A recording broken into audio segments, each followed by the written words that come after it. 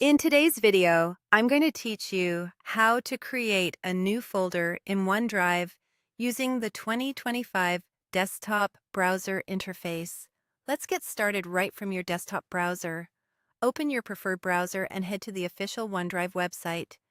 If you aren't already signed in, you'll be prompted to log in with your Microsoft account. Make sure you use the account that actually holds your files, whether that's a personal account or one provided by your organization. Once you are in, you may land on a home or recent view, but that's okay. We're heading to your main file area next. Look to the left side of the screen for the navigation panel and click My Files. This is your central library where all your folders and documents live. If your window is narrow and you only see icons, hover or expand the sidebar to reveal the labels. In My Files, you can view items in grid or list. Either view works for creating a folder, so use whichever is most comfortable.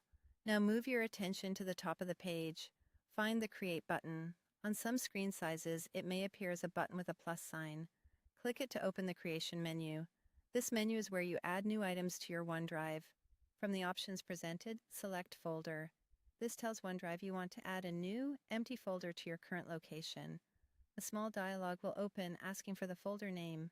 Type a clear, descriptive name that makes sense to you and anyone you might collaborate with later.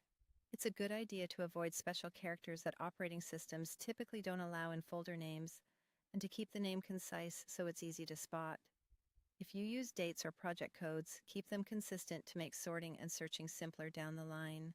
When you're happy with the name, click Create. OneDrive will add the folder to your My Files view immediately. If you don't see it at the top, check your sort order. Depending on whether you're sorting by name, modified, or size, it might appear further down the list. You can also use the search bar to locate it quickly by the exact name you just entered. Your new folder is now ready for uploading or organizing files.